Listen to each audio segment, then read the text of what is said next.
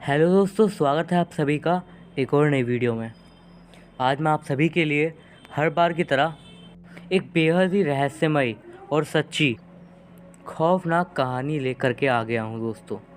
अगर आपको horror story सुनना पसंद है और आप मेरे चैनल पर नए हैं तो अभी मेरे चैनल को सब्सक्राइब कर दीजिए।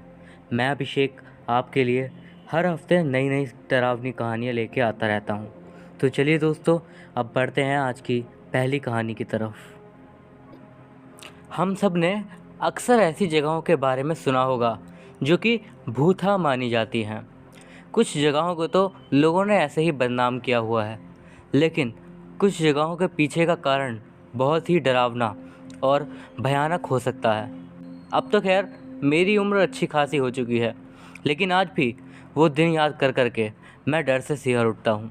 मेरा बचपन एक ऐसी जगह पर गुजरा जो कि बेहद ही भयानक थी। सोचने की बात तो यह है कि उस जगह का एक नाम भी था, बेकर हाउस। बात दरअसल है सन 1980 के आसपास की, जब हम उस जगह पर रहने के लिए गए थे। और एक बात जो सबसे ज़्यादा अजीब थी वो ये कि जैसे ही मैं उस घर के गेट से अंदर गया, मुझे अंदर से ही एक अजीब सी फीलिंग आने लगी, मानो जब आपको किसी ऐसी जगह पर भेजा जाए जहाँ पे कोई भी ना हो और अंदर से दिल कहे कि यहाँ पे नहीं आना चाहिए था। ऐसा ही कुछ मुझे अंदर से महसूस हो रहा था। मुझे अच्छा नहीं लग रहा था। मेरा भाई स्टैनली, जो कि उस समय केवल 8 साल का था, उसने तक भी मुझसे कह दिया कि भाई यहाँ पे कुछ तो अजीब सा है। वाकई में वो एक काफ़ी बड़ा घर था और बड़े से घर में बीचों बीच एक बड़ी सी मूर्ति भी लगी हुई थी। वो मूर्ति शायद उस सिपाही की थी जिसका यह पहले घर था। मैं आपको बता दूं कि मेरे पापा भी आर्मी में ही हैं और घर में हमें कई चीज़ें अजीब भी लग रही थी, जैसे कि अंदर से हर तरफ की खिड़कियों में लकड़ी के फट्टों से कवर किया गया था। जब हम अंदर गए तो देखा कि अंदर हर तरफ केवल धूल मिट्टी फैली हुई थी। वो जगह वैसे तो काफ़ी अजीब थी, लेकिन मेरे और मेरे भाई के लिए छानबीन करने का खेल के लिए बहुत ही अच्छी जगह थी ये। आसपास के एरिया में ज़्यादा घर नहीं थे। पास ही में एक तालाब भी था जहां हम घूमने जा सकते थे। खुद घर के अंदर ही कई सारे कमरे थे जहां पर हम छुपन छुपाई खेल सकते थे। मैं ये सोचकर हैरान हूँ कि आखिर कोई इंसान ऐसा इतना बड़ा घर क्यों से बनवाएगा सिर्फ अकेले रहने के लिए। जब मैं उस शहर में स्कूल में गया तो वहाँ पर मुझे दोस्त बनाने में काफ़ी दिक्कत हो रही थी। नई जगह पर नए लोगों से मिलना और उनसे दोस्ती करना बहुत ही मुश्किल काम होता है। लेकिन वहाँ के लोगों की एक बात बहुत अजीब थी। मेरी क्लास के जितने भी बच्चे थे वो यह कह करके मुझे डराने लगे कि मैं एक भूतिया घर में रहता हूँ और मेरे घर में जो आत्मा है वो मुझे और मेरे परिवार को नुकसान पहुँचाएगी। उन लोगों ने बताया कि जिस घर में हम रहते हैं वह घर पिछले कई सालों से खाली पड़ा था। मुझे उनकी फालतू की बातों पर विश्वास नहीं हुआ, या फिर यूँ कहूँ कि पहली बार में तो नहीं ही हुआ, लेकिन मुझे ये बात तो माननी ही पड़ेगी कि इस घर में आने के बाद से ही अजीब सी चीज़ें शुरू हो गई थी। मैं कोई फिल्मी बातें नहीं कर रहा हूँ यहाँ पर। मैं ये नहीं कह रहा हूँ कि मेरे घर में बेड के नीचे कोई भूत रहता है, ना ही मैं ये कह रहा हूँ कि मुझे अजीब अजीब सी चीज़ें दिखाई देती हैं। लेकिन हमारे घर में तो कुछ और ही हो रहा था। जैसे कि जो चीज़ हमारे घर में जहाँ पर रखी जाती है वो वहाँ से खुद ही गायब हो जाती थी और फिर बाद में 1 या 2 दिन बाद खुद ही किसी न किसी दूसरी जगह पर मिल जाती थी। लेकिन किसी को भी पता नहीं होता था कि वो चीज़ वहाँ पर आखिर आई कैसे। अब मैं आपको एक बात बताता हूँ। जहाँ हम पहले रहते थे वहाँ पर मेरी माँ अक्सर मेरी दादी जी के साथ बैठकर गार्डन में बातें किया करती थी। चाय पीते पीते वो लोग काफ़ी देर तक बातें करते रहते थे। मेरी दादी जी के गुज़रने के बाद मेरी माँ ने उन्हीं की याद में वो जो टेबल थी वो दादी जी के गुज़रने के बाद हमारे इस घर में ले आई थी। वो जो टेबल थी वो हमारे घर के बिल्कुल बीचों बीच रखी हुई थी। माँ को उस टेबल से बहुत ही ज़्यादा लगाव था। तकरीबन 1 हफ्ते बाद ही जब मैं एक दिन सीढ़ियों से नीचे उतर रहा था तो मैंने देखा कि मम्मी पापा और मेरे छोटे भाई को कुछ कह के डांट रही थी या फिर शायद कुछ पूछताछ कर रही थी। जैसे ही मैं नीचे गया तो मेरी मम्मी ने मुझसे कहा, रियान क्या यह तुमने ही किया है? मैंने जब सामने देखा तो मैं थोड़ा चौंका। जो टेबल कमरे के बीचों बीच रखी हुई थी वह बेडरूम में जाकर खिड़की के पास जाकर उल्टी होकर हवा में लटकी हुई थी। अब ये बात सुनने में आपको बहुत अजीब लग सकती है, लेकिन मेरे पास तो उसके लिए यही शब्द है। वो वहाँ पे लटकी हुई थी। मेरी माँ को ये लग रहा था कि ये सब मैंने किया है। मैंने माँ से मना भी किया कि ये मैंने नहीं किया, लेकिन उन्हें ये मेरी किसी शरारत का हिस्सा लग रहा था। सिर्फ बात टेबल तक की नहीं थी, बल्कि मेरे घर का बाकी और भी सामान, जैसे जो टीवी था वो उल्टा होकर पड़ा हुआ था, और घर में जो कारपेट बिछा हुआ था वो कारपेट खुद ब खुद बेड पे जाके पड़ा हुआ था। मेरी माँ ने मुझे डांट के ऊपर वाले कमरे में भगा दिया, लेकिन कुछ दिनों बाद ही कुछ ऐसी चीज़ें होने लगी जिन्होंने माँ को भी हैरानी में डाल दिया। एक बार जब हम सब लोग बाहर मार्केट में सामान लेने के लिए गए हुए थे, तो जब हम घर में आए तो हम लोगों ने घर में एक बहुत ही ज़्यादा हैरान कर देने वाली चीज़ देखी।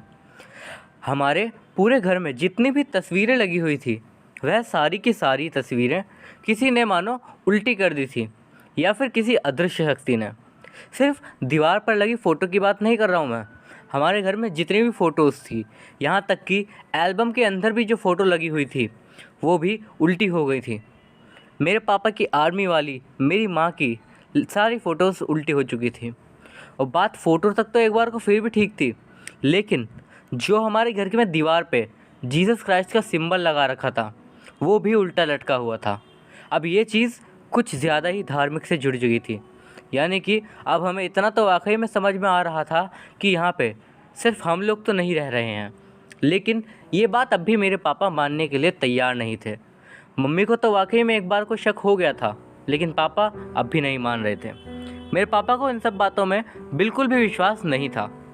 उन्होंने कहा, हम इस घर में नए नए आए हैं, ये पूरी जगह हमारे लिए थोड़ी नई है, अभी हमें यहाँ पे सेटल होने में थोड़ा वक्त लगेगा, लेकिन देखना हम लोग यहाँ पर बहुत खुश रहेंगे। इसी बात के बाद पापा ने हम दोनों भाइयों का मन लगा रहे, इसीलिए वो एक पालतू कुत्ता भी ले आए।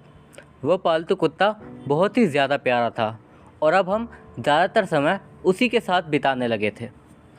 कुछ समय के लिए तो मैं और मेरा भाई उस घर में हुई अब तक की सारी उल्टी सीधी घटनाएं भूल चुके थे, लेकिन जब हम एक दिन स्कूल से घर वापस आए तो मम्मी ने जो हमें बताया वो सुनकर हम चौंक गए।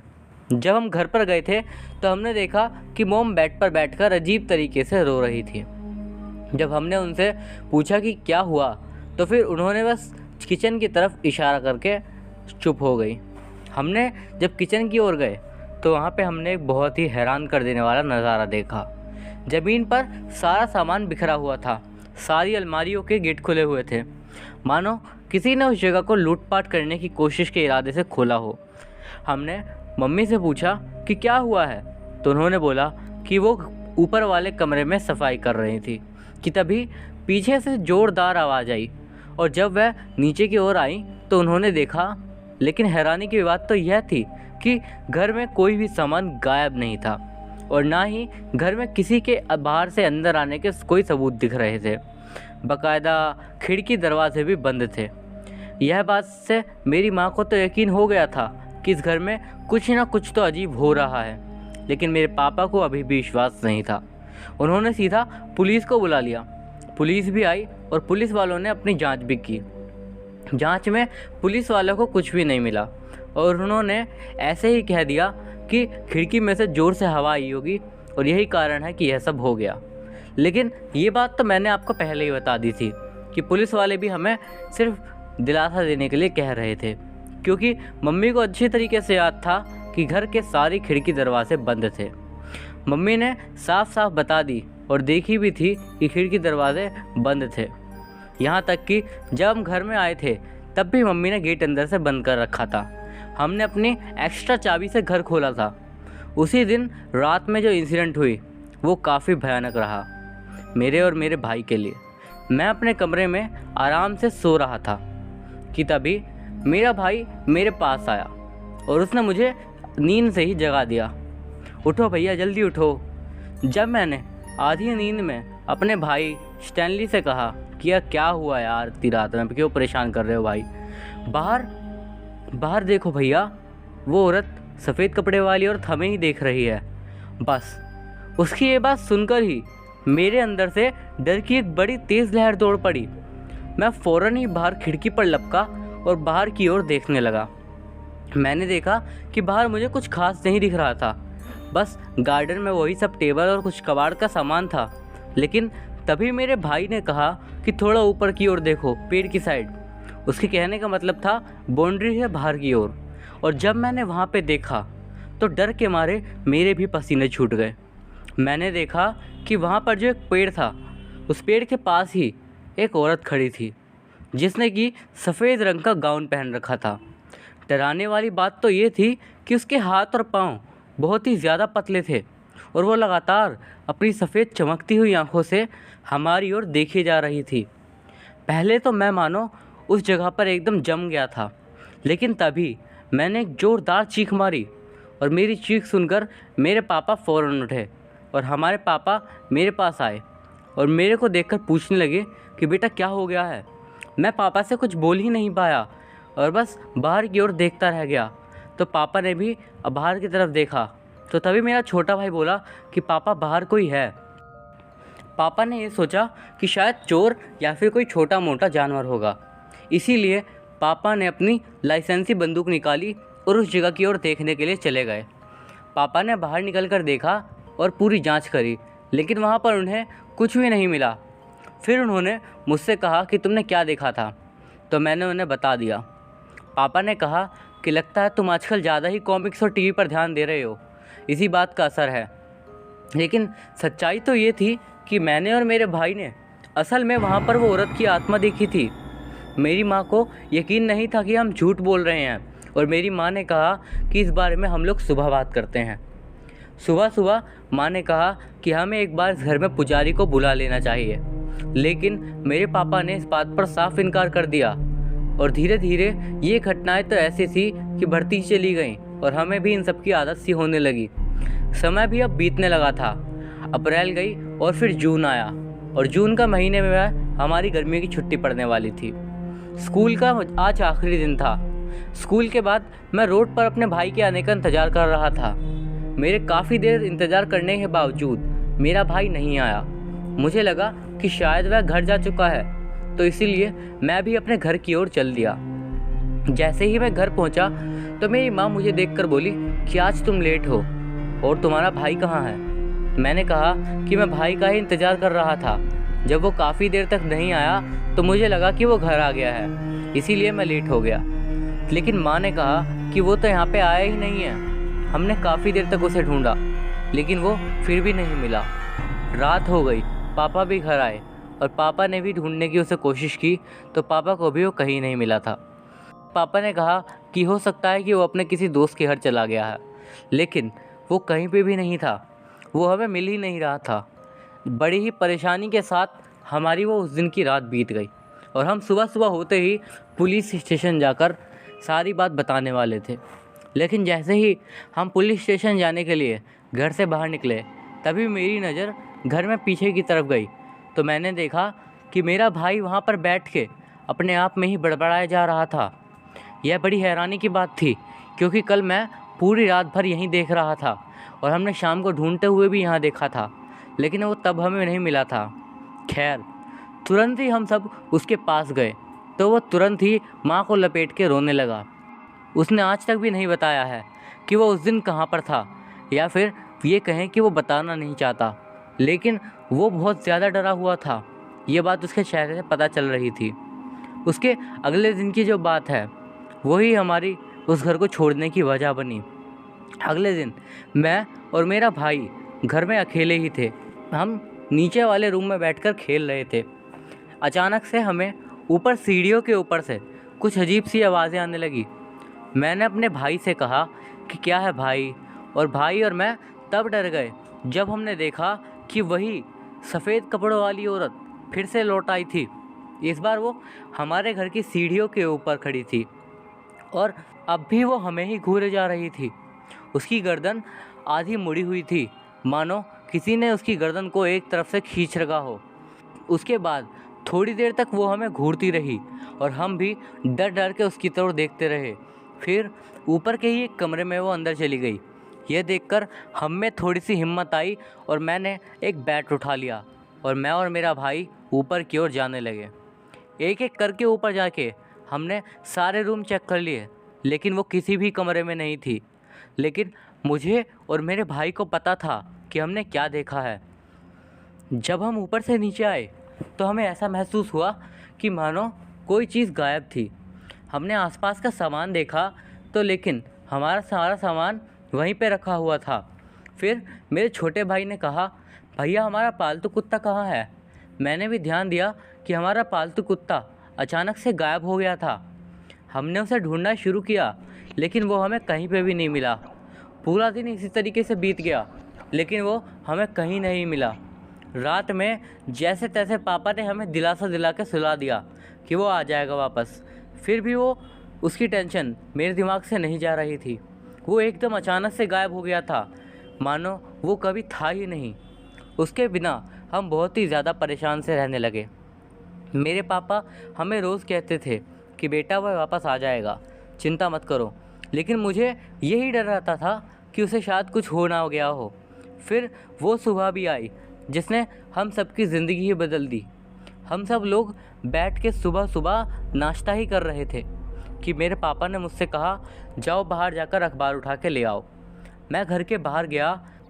मैंने देखा कि अखबार सामने ही पड़ा हुआ था, लेकिन उससे डरावनी बात तो ये थी कि उस अखबार पे कुछ खून की छींटें लगी हुई थी। पहले तो मैं ये नहीं समझ पाया कि वो क्या था। फिर मैंने अपने ऊपर की ओर देखा जहाँ से वो छींटें आ रही थी, तो जो नज़ारा मैंने देखा उससे आज तक भी मैं उबर नहीं पाया हूँ। वो नज़ारा देखकर मेरे अंदर का खुद का खून जम गया था। मैंने देखा कि हमारे पास जो पालतू कुत्ता था उसका सर हमारे घर की छत पे लटक रहा था। उस कुत्ते का सर मेरे ठीक ऊपर दरवाजे के ऊपर की साइड लटक रहा था और उसमें से खून टपक रहा था। यह बहुत ही ज़्यादा भयानक चीज़ थी मेरे लिए। मैं उसे देखकर बहुत ही ज़्यादा डर गया था। मैं रोते रोते अंदर चला गया। मैंने पापा को बस अपने हाथ से इशारा ही कर पाया और पापा भी समझ गए कि बाहर कुछ तो गड़बड़ है। मेरे पापा फ़ौरन बाहर की ओर आए। पापा भी इस खतरनाक मंजर को देख के समझ नहीं पा रहे थे कि आखिर ये क्या हो रहा है, और हम सब भी समझ गए थे कि ये शायद उस अनजानी शक्ति की हमें धमकी है कि अगर हम लोगों ने अब भी वो घर नहीं छोड़ा तो शायद इससे भी ज़्यादा बुरा हो सकता है। हमने और कोई इंतज़ार किए बिना सीधा उस घर को खाली करने का फ़ैसला कर लिया। मेरे पापा उस डीलर से मिलने गए जिसने हमें वो घर दिलवाया था। उस डीलर को जब पापा ने गुस्से में पूछा तो उसने बताया कि वहाँ पर आज से कई साल पहले 3 लोगों का मर्डर हो गया था और उसके बाद वहाँ पर 2 फैमिली वहाँ रहने के लिए भी आई थी। लेकिन उन्होंने बताया कि वहाँ पर अजीबोगरीब घटनाएं होती हैं और वहाँ पर अक्सर उन्हें कोई औरत भी दिखती है। उसके बाद से उन लोगों ने उस घर को खाली कर दिया और उसके बाद ये बात बहुत तेज़ी से पूरे शहर में भी फैल गई और उसके बाद इस शहर का कोई भी शख्स इस घर को नहीं लेता था। लेकिन जब हम लोग दूसरे शहर में यहाँ पे आए थे तो उसने सोचा कि मैं इन सब को ये घर थोड़ा सस्ते में बेच दूंगा। लेकिन हमारे साथ भी वही हुआ जिसका डर था। पापा ने उस आदमी को बहुत डांट लगाई और उस पर पुलिस कंप्लेन भी फाइल किया। उसके बाद हम लोग एक दूसरे घर में रहने के लिए चले गए। लेकिन एक बात आपको बता दूं, यह पूरी घटनाएं आपको सुनने में शायद ज़्यादा डरावनी ना लगी हों, लेकिन जब ये बात हमारे पूरे परिवार पे बीत रही थी, उसके बाद जो हमारी नींद उड़ी थी रातों की, वो बात सिर्फ मैं और मेरा पूरा परिवार जानता है। किस तरीके से मैं और मेरा भाई दोनों बिल्कुल डर डर के रह रहे थे, ये बात भी हमें ही पता है। इस पूरी घटना को आज भी जब मैं याद कर रहा हूँ तो पूरे बदन में एक सिरहन कंपी सी दौड़ रही है। मैं आपको ये बात बस इसीलिए बता रहा हूँ कि कभी भी आप अगर किसी भी नई जगह पे जाओ तो ज़रूर उस जगह की एक बार बैक स्टोरी को पता कर लो। क्या पता किस जगह पे क्या हो गया हो। दोस्तों, आज की जो अगली घटना मैं आपको बता रहा हूँ ये एक एम्बुलेंस ड्राइवर की है। तो आइए अब उसकी घटना को उसी के नज़रिए से जानते हैं। मैं अमेरिका के एक बहुत ही बड़े हॉस्पिटल की एम्बुलेंस चलाता हूँ। प्राइवेसी के कारण मैं आपको उस हॉस्पिटल का नाम तो नहीं बताऊंगा, लेकिन मैं सीधा अब घटना पर आता हूँ। हमारे हॉस्पिटल में एम्बुलेंस है RIG-12 और कई सारे पेशेंट्स हैं और यहाँ तक कि कई सारे ड्राइवर्स ने भी ये दावा किया है कि उस एम्बुलेंस में कुछ गड़बड़ है, या फिर सीधा सीधा बोलूँ तो वो एम्बुलेंस भूतिया है। लेकिन मुझे इन सब फालतू बचकानी बातों पर बिल्कुल भी यकीन नहीं था, तो इसीलिए मैं ही हमेशा RIG-12 को काम पे ले जाता था। तो बात है एक रात की, जब हमें करीब करीब रात में 3 बजे के आसपास एक फ़ोन आया था और ये एक इमरजेंसी थी। मैं और मेरी पार्टनर जो थी वो रात के 3 बजे ही वहाँ से निकल गए। रोड काफ़ी ज़्यादा सुनसान था और आसपास कई जगहों पर अंधेरा भी था, क्योंकि उस समय उन जगहों पर लाइट लगाने का काम चल ही रहा था। मैं ड्राइविंग कर रहा था और वो पैसेंजर सीट पे बैठी हुई थी। रात के टाइम होने के कारण मेरी आंखों में अच्छी खासी नींद भरी हुई थी और मैं ड्राइविंग पे ज़्यादा ध्यान नहीं दे रहा था कि तभी मुझे कुछ बड़बड़ाने की आवाज़ आई। मुझे ऐसा लगा कि मेरे बराबर में जो मेरी पार्टनर बैठी थी वो मुझसे बातें कर रही है, लेकिन मैंने उससे कहा कि प्लीज़ मुझे नींद आ रही है, थोड़ा शांत रहो।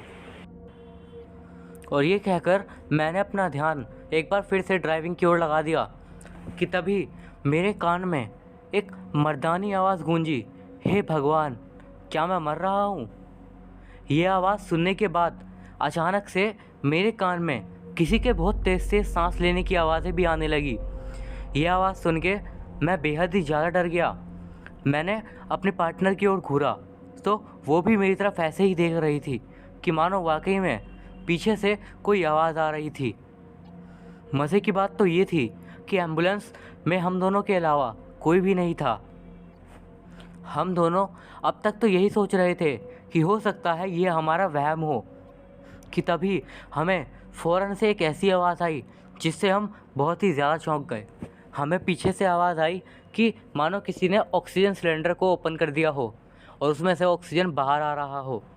फ़ौरन ही मैंने डरते डरते एम्बुलेंस को रोक दिया और हम लोग पीछे जाके देखने लगे कि आखिर हुआ क्या है। मैंने एम्बुलेंस के अंदर की लाइट जलाई और मैंने देखा कि वहाँ पे कोई भी नहीं था। उसके बाद मैंने वहाँ की रखी ऑक्सीजन बोतल को देखा, लेकिन उनमें से कोई भी खुली हुई नहीं थी। और हाँ, एक बात और आपको मैं यहीं पे बता दूं कि वो ऑक्सीजन बोतल पूरी की पूरी भरी हुई थी उस समय। और उसके बाद फिर भी हमने यही सोचा कि शायद ये हमारा वहम ही होगा और मैं वापस से ड्राइविंग करने लगा। अब मेरी पार्टनर को भी नींद आ रही थी, क्योंकि ड्राइव थोड़ी लंबी थी, तकरीबन हमें 15 किलोमीटर दूर जाना था और अभी हम 8 या 9 किलोमीटर ही आए होंगे, क्योंकि सड़क ख़राब थी इसीलिए ज़्यादा समय लग रहा था। अब हम दोनों का ध्यान ही पहले हुई घटना से हट चुका था कि तभी एक बार फिर से एक बेहद ही भारी मर्दानी आवाज़ आई पीछे से, अगली बारी इसी की है क्या? अब की बार तो मैं वाकई में समझ गया कि कुछ ना कुछ तो गड़बड़ है। मैं फ़ौरन ही एम्बुलेंस रोक के वहाँ अपनी पार्टनर के साथ बाहर की ओर निकला और इस बार मैंने फ़ौरन पीछे गया और वहाँ पे जो पेशेंट वाली सीट थी उस पर मैंने अपने गले में लटका हुआ जीसस क्राइस्ट का सिंबल निकाल के रख दिया। उसके बाद जाकर मैं वापस से ड्राइविंग करने लगा। भगवान की कृपा ही है कि उसके बाद कुछ भी अनहोनी नहीं हुई और हम सही सलामत पेशेंट को लेकर हॉस्पिटल में पहुंच गए। लेकिन दुख की बात ये रही कि वो पेशेंट ज़िंदा नहीं बच पाया और उसकी मौत हो गई। उसके बाद से तकरीबन 3 साल और मैंने उसी हॉस्पिटल में काम किया और उन 3 सालों में जितने भी लोगों ने उस एम्बुलेंस को अगली बार भी चलाया, सब लोगों ने यही बताया कि उनको रात के समय बहुत ही भारी मर्दानी आवाज़ आती है और वो आवाज़ उन्हें बहुत ज़्यादा डराती है। मैंने उस दिन के बाद कभी भी उस एम्बुलेंस को ड्राइव नहीं किया, क्योंकि मैं समझ चुका था कि लोग वहाँ पे पागलपंती नहीं कहते हैं, बल्कि ये सच बात है कि उस एम्बुलेंस में कुछ ना कुछ तो गड़बड़ है। तो दोस्तों, ये थी हमारी आज की कहानियाँ। अगर आपको ये वीडियो अच्छा लगा हो तो इस वीडियो को लाइक ज़रूर कर दीजिएगा और इस वीडियो को अपने दोस्तों के साथ शेयर करना ना भूलें। मैं अभिषेक मिलता हूँ आपसे अगली वीडियो में कुछ और कहानियों के साथ। तब तक के लिए गुड बाय।